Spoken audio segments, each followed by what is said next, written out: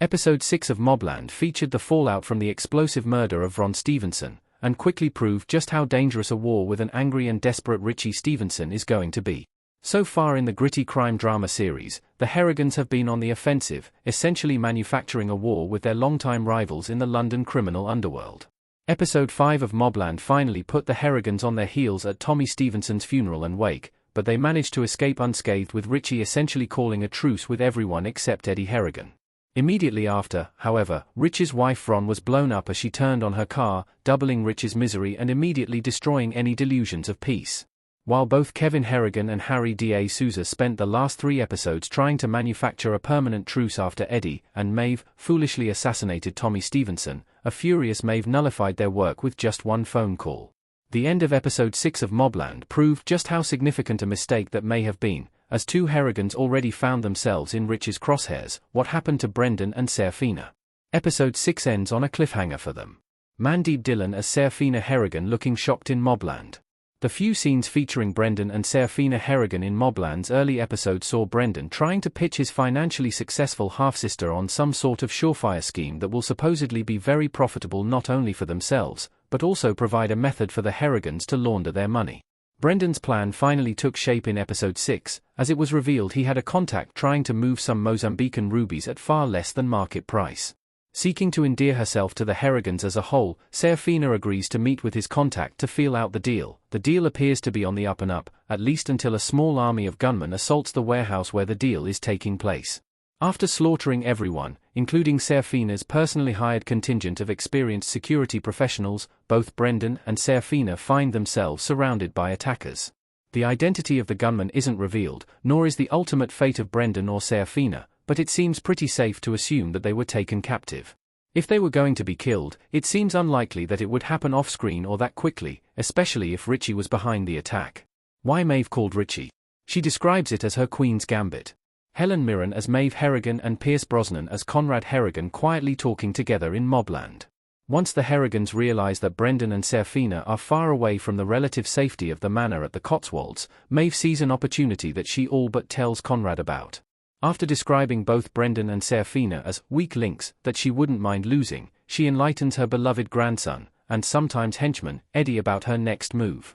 She calls Richie Stevenson directly with Eddie in the room, and tells him where he can find Seraphina and Brendan in Antwerp, with the caveat that he is not to harm Brendan, but can do as he likes with Seraphina. Richie immediately calls the Mexicans, essentially outsourcing the hit and kidnap of Brendan and Seraphina to the cartels, as they have active cells all over the world and could get to the wayward Harrigans quicker than he could himself.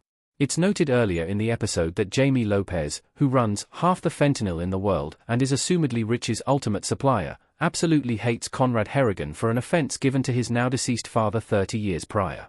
Maeve describes her call as a calculated risk, and even names it her Queen's Gambit after the popular chess strategy. Who actually made the call to kill Ron Stevenson?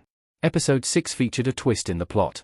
Based on the order of events in episode 5, Vron insults Maeve, Maeve calls Paul, Vron is blown up. It was assumed that Maeve made the call to kill Rich's wife for the offense she gave. However, when the Harrigans are discussing it after gathering at the manor, Conrad claims that it was him and not Maeve who made the final decision to kill Vron. He dubs the action Plan B, and lays out the details of how he had Paul plant the bomb while Vron was out shopping a week earlier. However, Maeve seems completely shocked when he claims that he made the call to kill Vron. On top of that, the details he tells the family about when and how he had Paul set up the bomb were quietly refuted by Paul, indicating Conrad may have loosely known it was happening, but didn't actually have a hand in the planning and execution. It seems all but certain that it was in fact Maeve who made the snap decision to kill Vron, but Conrad wants to maintain the image that he's the one in control. Why Brendan wanted to get the Ruby deal done so badly? The eldest Harrigan wants back into the family's good graces. Daniel Betts as Brendan Harrigan in MobLand. Brendan may be Maeve and Conrad's firstborn son, but he is persona non grata in the family due to his history of terrible business deals, which have cost the Harrigans millions over the years. He also seems to be a coward and less intelligent, which certainly explains why Maeve labels him as the weakest link in the family.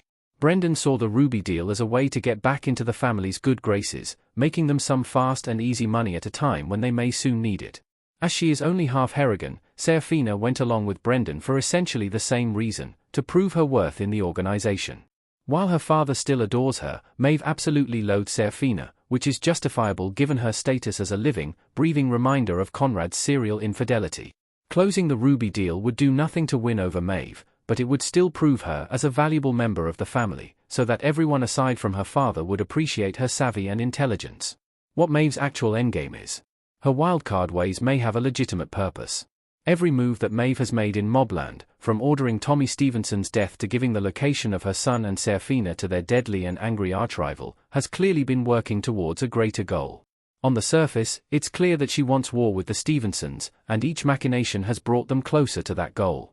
While it seems like it would be bad for business, Maeve is more concerned with the Harrigans being feared and respected than financially profitable, a true old-world gangster mentality. However, her encouragement of the murder of Archie, and possibly the anonymous phone call about where his body could be found, wouldn't do anything to start a war with the Stevensons. What it would do, though, is put Conrad in the crosshairs of the feds and the police, along with destabilizing him personally, having killed his best friend himself. It now seems clear that Maeve's ultimate plan in MobLand is to actually depose Conrad as the head of the Harrigan crime enterprise, perhaps as a long-gestating punishment for his disrespect of her over their marriage.